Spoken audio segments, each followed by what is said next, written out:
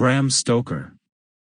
Abraham Stoker was an Irish author who is celebrated for his 1897 Gothic horror novel Dracula. During his lifetime, he was better known as the personal assistant of actor Sir Henry Irving and business manager of the Lyceum Theatre, which Irving owned. In his early years, Stoker worked as a theatre critic for an Irish newspaper, and wrote stories as well as commentaries. He also enjoyed traveling, particularly to Cruden Bay where he set two of his novels. During another visit to the English coastal town of Whitby, Stoker drew inspiration for writing Dracula. He died on April 20, 1912 due to locomotor ataxia and was cremated in North London. Since his death, his magnum opus Dracula has become one of the most well-known works in English literature, and the novel has been adapted for numerous films, short stories, and plays. The classic vampire story by Bram Stoker revolves around a struggle between good and evil, tradition and modernity, and lust versus chastity. The author didn't invent vampires, but his novel has so captured the public's imagination that he is rightly considered their popularizer. Listen and you will meet not only the Count himself, but heroes Jonathan Harker and Abraham Van Helsing, plus an array of madmen, psychiatrists, and fair maidens who cross paths with the fanged menace. Dracula by Bram Stoker. Chapter 11. Lucy Westenra's Diary. 12 September. How good they all are to me. I quite love that dear Dr. Van Helsing. I wonder why he was so anxious about these flowers. He positively frightened me, he was so fierce. And yet he must have been right, for I feel comfort from them already. Somehow I do not dread being alone tonight, and I can go to sleep without fear. I shall not mind any flapping outside the window. Oh, the terrible struggle that I have had against sleep so often of late, the pain of sleeplessness, or the pain of the fear of sleep, and with such unknown horrors as it has for me. How blessed are some people whose lives have no fears, no dreads, to whom sleep is a blessing that comes nightly and brings nothing but sweet dreams. Well, here I am tonight hoping for sleep, and lying like Ophelia in the play, with virgin krantz and maiden struments. I never liked garlic before, but tonight it is delightful. There is peace in its smell. I feel sleep coming already. Good night, everybody.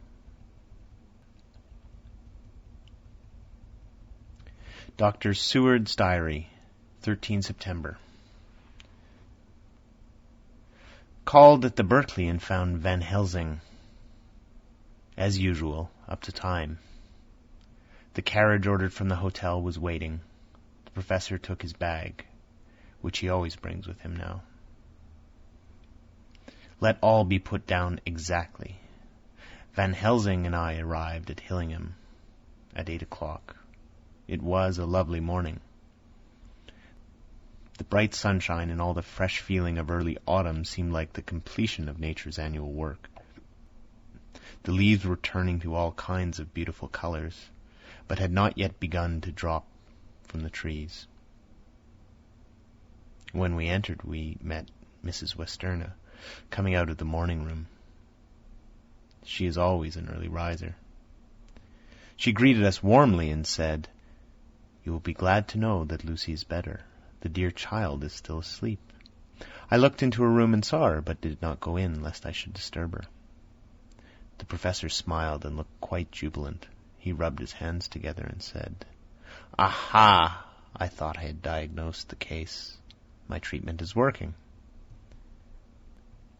To which she replied, "You must not take all the credit to yourself, doctor. Lucy's state this morning is due in part to me." "How do you mean, ma'am?" asked the professor. "Well, I was anxious about the dear child in the night, and went into her room. She was sleeping soundly, so soundly that even my coming did not wake her. But the room was awfully stuffy. There were a lot of those horrible, strong-smelling flowers about everywhere, and she had actually a bunch of them round her neck. I feared that the heavy odor would be too much for the dear child in her weak state, so I took them all away and opened a bit of the window to let in a little fresh air. You will be pleased with her, I am sure. She moved off into her boudoir, where she usually breakfasted early. As she had spoken, I watched the professor's face and saw it turn ashen gray. He had been able to retain his self-command whilst the poor lady was present, for he knew her state and how mischievous a shock would be. He actually smiled on her as he held open the door for her to pass into her room. But the instant she disappeared, he pulled me suddenly and forcibly into the dining room and closed the door.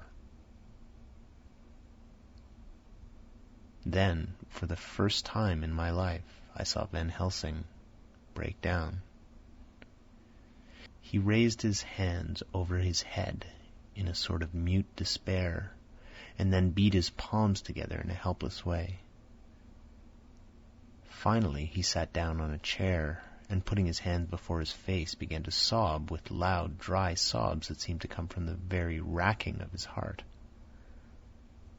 Then he raised his arms again, as though appealing to the whole universe. "God, God, God," he said, "what have we done? What has this poor thing done, that we are so sore beset? Is there fate amongst us still? Send down from the pagan world of old, that such things must be in such a way. This poor mother, all unknowing, and all for the best as she think, does such thing as lose her daughter body and soul, and we must not tell her, we must not even warn her, for she die, then both die. Oh, how we are beset! How are all the powers of devils against us?" Suddenly he jumped to his feet. "Come," he said, "come! We must see and act. Devils or no devils, or all the devils at once, it matters not. We must fight him all the same." He went to the hall door for his bag, and together we went up to Lucy's room. Once again I drew the blind, whilst Van Helsing went towards the bed. This time he did not start as he looked on the poor face with the same awful waxen pallor as before. He wore a look of stern sadness and infinite pity. "As I expected," he murmured, with that hissing inspiration of his which meant so much. Without a word he went and locked the door, and then began to set out on a little table the instruments for yet another operation of transfusion of blood. I had long ago recognized the necessity, and begun to take off my coat, but he stopped me with a warning hand. "No," he said. "Today you must operate.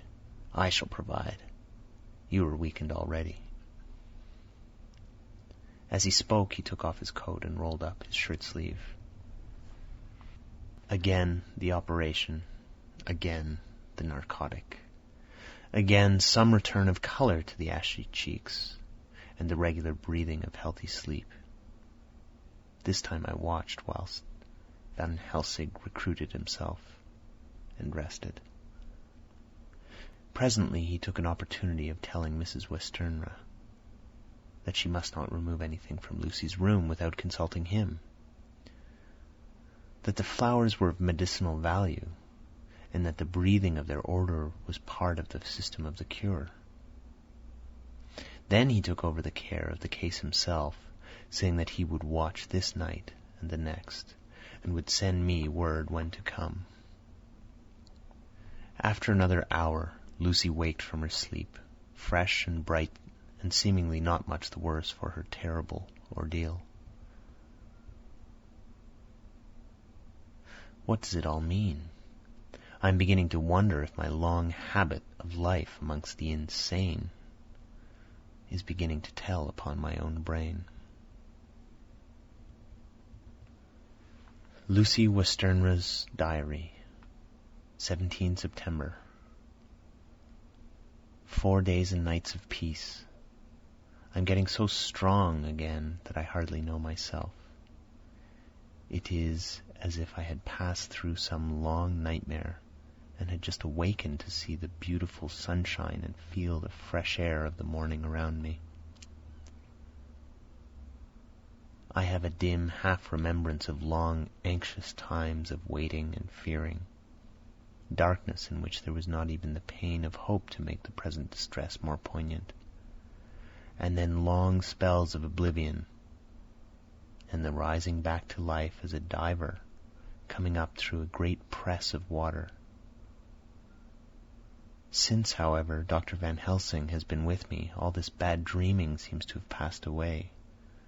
The noises that used to so frighten me out of my wits, the flapping against the windows, the distant voices which seemed so close to me, the harsh sounds that came from I know not where and commanded me to do I know not what, have all ceased. I go to bed now without any fear of sleep. I do not even try to keep awake. I have grown quite fond of the garlic, and a boxful arrives for me every day from Haarlem. Tonight Van Helsing is going away, and he has to be for a day in Amsterdam. But I need not be watched. I am well enough to be left alone. Thank God for Mother's sake, and dear Arthur's, for all our friends have been so kind. I shall not even feel the change, for last night Dr. Van Helsing slept in his chair a lot of the time. I found him asleep twice when I awoke. But I did not fear to go to sleep again, although the boughs or bats or something flapped almost angrily against the window panes. The Pall Mall Gazette, 18 September. The escaped wolf, perilous adventure of our interviewer. Interview with the keeper in the Zoological Gardens. After many inquiries and almost as many refusals, and perpetually using the words Pall Mall Gazette as a sort of talisman, I managed to find the keeper of the section of the Zoological Gardens in which the wolf department is included. Thomas Bilder lives in one of the cottages in the enclosure behind the elephant house, and was just sitting down to his tea when I found him. Thomas and his wife are hospitable folk, elderly, and without children, and if the specimen I enjoyed of their hospitality be of the average kind, their lives must be pretty comfortable. The keeper would not enter on what he called business until the supper was over, and we were all satisfied. Then, when the table was cleared, and he had lit his pipe, he said, "Now, sir, you can go on and ask me what you want. You'll excuse me for refusing to talk of professional subjects afore meals. I gives the wolves and the jackals and the hyenas in all our section their tea afore I begins to arsk 'em questions." "How do you mean, ask them questions?" I queried, wishful to get him into a talkative humor. "Hitting of them over the head with a pole is one way, scratching of their ears is another, when gents as is flush wants a bit of show-orf for their gals. I don't so much mind the fust, the hitting of the pole part afore I chucks in their dinner, but I awaits till they've had their sherry and coffee, so to speak, afore I tries on with the ear scratching. Mind you," he added philosophically, "there's a deal of the same nature in us as in them there animals. Here's you a-comin' and arskin' of me questions about my business, and I that grump like, that only for your bloomin' £1/2 I'd a-seen you blowed fust before I'd answer. Now even when you arsked me sarcastic like, if I'd like you to arsk the superintendent if you might arsk me questions. Without offence, did I tell you to go to hell?" "You did." "And when you said you'd report me for using obscene language that was hitting me over the head. But the £1/2 made that all right. I weren't a-going to fight, so I waited for the food, and did with my all as the wolves and lions and tigers does. But lor love your heart,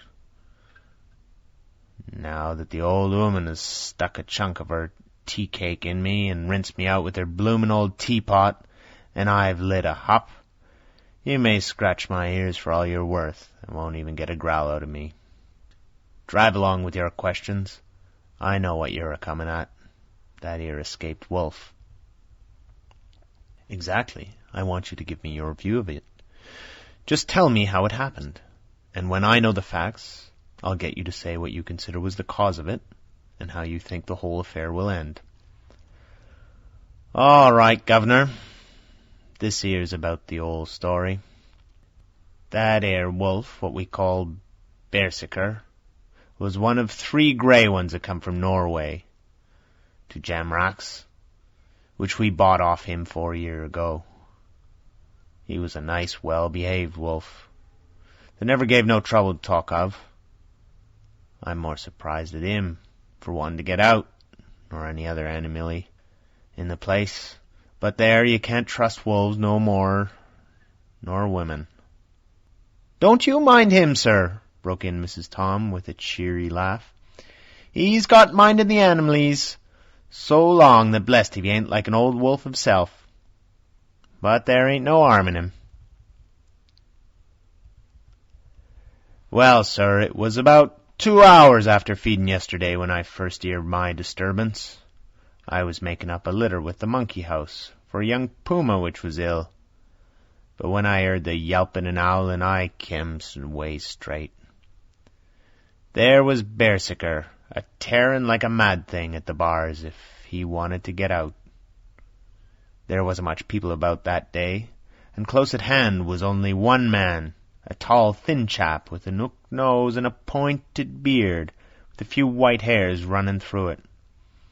He had a hard, cold look and red eyes, and I took a sort of mislike to him, for it seemed as if it was him that was irritating that.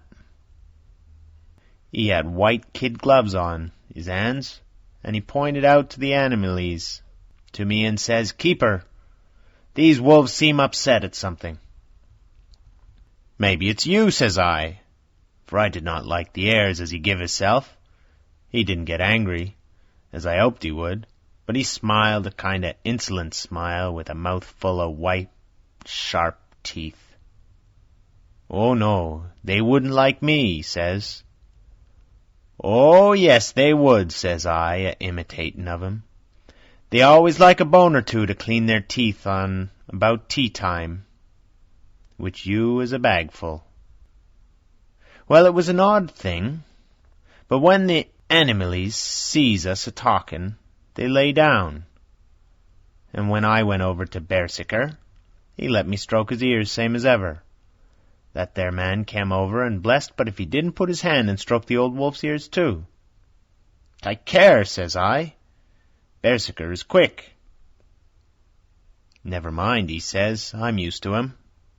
"Are you in the business yourself?" I says, taking off my hat. For a man what trades in wolves, and cetera, is a good friend to keepers. "No'm," says he, "not exactly in the business, but I have made pets of several." And with that he lifts his hat, as polite as a lord, and walks away. Old Berserker kept a-looking after him till he was out of sight, and then went and lay down in a corner, and wouldn't come out the whole evening. Well, last night, so soon as the moon was up, the wolves here began all a-howling. There warn't nothing for 'em to howl at. There warn't no one near, 'cept someone that was evidently a-calling a dog somewheres out back of the gardenings, in the Park Road. Once or twice I went out to see that all was all right, and it was. And then the howling stopped. Just before 12 o'clock I just took a look round before turning in, and bust me, but when I came opposite the old Berserker's cage, I see the rails broken and twisted about the cage and empty. And that's all I know for certain. Did anyone else see anything? One of our gardeners was a-comin' home about that time from Harmony, when he sees a big grey dog a-comin' out through the gardening edges. At least so he says. I don't give much for it myself. For if he did, he never said a word about it to his missus when he got home. And it was only after the escape of the wolf that was made known, and we been up all night a-hunting of the park for Berserker that he remembered seeing anything. My own belief was that the harmony got in his head. Now, Mr. Builder, can you account in any way for the escape of the wolf? Well, sir, he said with a suspicious sort of modesty, I think I can, but I don't know as how you'd be satisfied with the theory. Certainly I shall, if a man like you, who knows the animals from experience, can't hazard a good guess at any rate. Who is even to try? Well then, sir, I accounts for it this way. It seems to me that there wolf escaped simply because he wanted to get out. From the hearty way that both Thomas and his wife laughed at the joke, I could see that it had done some service before, and that the whole explanation was simply an elaborate sell. I couldn't cope in badinage with the worthy Thomas, but I thought I knew a surer way to his heart. So I said, Now, Mr. Builder, we'll consider that first half-sovereign worked off, and this brother of his is waiting to be claimed when you've told me what you think will happen. Right you are, sir, he said briskly. Ye'll excuse me, I know, for a chaffing of ye, but the old woman here winked at me, which was as much as telling me to go on. Well, I never, said the old lady. My opinion is this, that there wolf is hiding of somewheres. The gardener what didn't remember said he was a-galloping northward faster than a horse could go, but I don't believe him, for you see, sir, wolves don't gallop no more no dogs does. They not being built that way. Wolves is fine things in a storybook, and I dare say when they gets in packs and does be chivying something that's more afeard than they is, they can make a devil of a noise and chop it up, whatever it is. But, Lord bless you, in real life a wolf is only a low creature, not half so clever or bold as a good dog, and not half a quarter so much fight in him. This one ain't been used to fighting, or even providing for hisself. More like he's somewhere round the park a-hiding and a-shivering of, and if he thinks at all, wondering where he's to get his breakfast from. Or maybe he's got down some area and is in a coal cellar. My eye, won't some cook get a rum start when she sees his green eyes a-shining at her out of the dark. If he can't get food, he's bound to look for it, and mayhap he may chance to light on a butcher's shop in time. If he doesn't, and some nursemaid goes out a-walking or arf with a soldier leaving the hinfant in the perambulator, well, then I shouldn't be surprised if the census is one baby the less. That's all. I was handing him the half-sovereign when something came bobbing up against the window, and Mr. Builder's face doubled its natural length with surprise. God bless me, he said, if there ain't old Berserker come back by hisself. He went to the door and opened it, a most unnecessary proceeding, it seemed to me.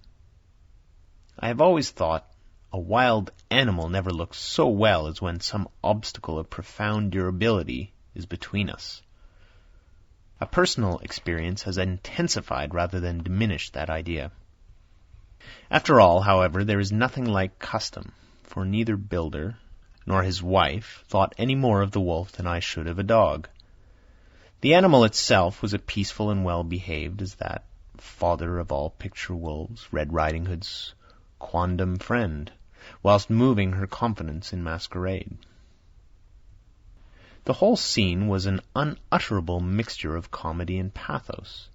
The wicked wolf, that for a half-day had paralyzed London and set all the children in town shivering in their shoes, was there in a sort of penitent mood, and was received and petted like a sort of vulpine prodigal son. Old Builder examined him all over with most tender solicitude, and when he had finished with his penitent, said, There, I knew the poor old chap would get back into some kind of trouble. Didn't I say it all along? Here's his head all cut and full of broken glass. He's been a-getting over some bloomin' wall or other. It's a shime that people are allowed to top their walls with broken bottles. This here's what comes of it. Come along, Bearsicker." He took the wolf and locked him up in a cage, with a piece of meat that satisfied, in quantity at any rate, the elementary conditions of the fatted calf, and went off to report. I came off too, to report the only exclusive information that is given today regarding the strange escapade at the zoo. Dr. Seward's Diary, 17 September. I was engaged after dinner in my study, posting up my books, which, through press of other works, and the many visits to Lucy, had fallen sadly into arrear. Suddenly the door was burst open, and in rushed my patient, with his face distorted with passion. I was thunderstruck, for such a thing as a patient getting of his own accord into the superintendent's study is almost unknown. Without an instant's notice he made straight at me. He had a dinner knife in his hand, and as I saw he was dangerous, I tried to keep the table between us. He was too quick and too strong for me, however, for before I could get my balance he had struck at me and cut my left wrist rather severely. Before he could strike again, however, I got in my right hand, and he was sprawling on his back on the floor. My wrist bled freely, and quite a little pool trickled onto the carpet. I saw that my friend was not intent on further effort, and occupied myself binding up my wrist, keeping a wary eye on the prostrate figure all the time. When the attendants rushed in, and we turned our attention to him, his employment positively sickened me. He was lying on his belly on the floor, licking up, like a dog, the blood which had fallen from my wounded wrist. He was easily secured, and to my surprise went with the attendants quite placidly, simply repeating over and over again, "The blood is the life. The blood is the life." I cannot afford to lose blood just at present. I have lost too much of late for my physical good, and then the prolonged strain of Lucy's illness and its horrible phases is telling on me. I am overexcited and weary, and I need rest, rest, rest. Happily, Van Helsing has not summoned me, so I need not forego my sleep. Tonight I could not well do without it. Telegram, Van Helsing, Antwerp, to Seward, Carfax. Sent to Carfax, Sussex, as no county given, delivered late by 22 hours. 17 September, stop. Do not fail to be at Hillingham tonight, stop. If not watching all the time, frequently visit and see that flowers are as placed. Very important, do not fail, stop. Shall be with you as soon as possible after arrival, stop. Dr. Seward's Diary, 18 September. Just off train to London. The arrival of Van Helsing's telegram filled me with dismay. A whole night lost, and I know by bitter experience what may happen in a night. Of course it is possible that all may be well, but what may have happened? Surely there is some horrible doom hanging over us that every possible accident should thwart us in all we try to do. I shall take the cylinder with me, and then I can complete my entry on Lucy's phonograph. Memorandum left by Lucy Westenra. 17 September, night. I write this and leave it to be seen, so that no one may by any chance get into trouble through me. This is an exact record of what took place tonight. I feel I am dying of weakness, and have barely enough strength to write. But it must be done if I die in the doing. I went to bed as usual, taking care that the flowers were placed as Dr. Van Helsing directed, and soon fell asleep. I was waked by the flapping at the window, which had begun after that sleepwalking off the cliff at Whitby, when Mina saved me, and which now I know so well. I was not afraid, but I did wish that Dr. Seward was in the next room, as Dr. Van Helsing said he would be, so that I might have called him. I tried to sleep, but I could not. Then there came to me the old fear of sleep, and I determined to keep awake. Perversely, sleep would try to come then when I did not want it. So, as I feared to be alone, I opened my door and called out, "Is there anybody there?" There was no answer. I was afraid to wake Mother, and so closed my door again. Then outside in the shrubbery I heard a sort of howl like a dog's, but more fierce and deeper. I went to the window and looked out, but could see nothing except a big bat, which had evidently been buffering its wings against the window. So I went back to bed again, but determined not to go to sleep. Presently the door opened and my mother looked in. Seeing by my moving that I was not asleep, she came in and sat by me. She said to me, even more sweetly and softly than her wont, "I was uneasy about you, darling, and came in to see that you were all right." I feared she might catch cold sitting there, and asked her to come in and sleep with me. So she came into bed and lay down beside me. She did not take off her dressing gown, for she said she would only stay a while and then go back to her own bed. As she lay there in my arms, and I in hers, the flapping and buffeting came to the window again. She was startled and a little frightened, and cried out, "What is that?" I tried to pacify her, and at last succeeded, and she lay quiet. But I could hear her poor heart still beating terribly. After a while there was a howl again out in the shrubbery, and shortly after there was a crash at the window, and a lot of broken glass was hurled on the floor. The window blind blew back with the wind that rushed in, and in the aperture of the broken panes there was the head of a great, gaunt, grey wolf. Mother cried out in a fright and struggled up into a sitting posture, and clutched wildly at anything that would help her. Amongst other things, she clutched the wreath of flowers that Dr. Van Helsing insisted on my wearing around my neck, and tore it away from me. For a second or two she sat up, pointing at the wolf, and there was a strange and horrible gurgling in her throat. Then she fell over as if struck with lightning, and her head hit my forehead and made me dizzy for a moment or two. The room and all around seemed to spin around. I kept my eyes fixed on the window, but the wolf drew his head back, and a whole myriad of little specks seems to come blowing in through the broken window, and wheeling and circling round like the pillar of dust that the travellers describe when there's a simoon in the desert. I tried to stir, but there was some spell upon me, and dear Mother's poor body, which seemed to grow cold already, for her dear heart had ceased to beat, weighed me down, and I remembered no more for a while.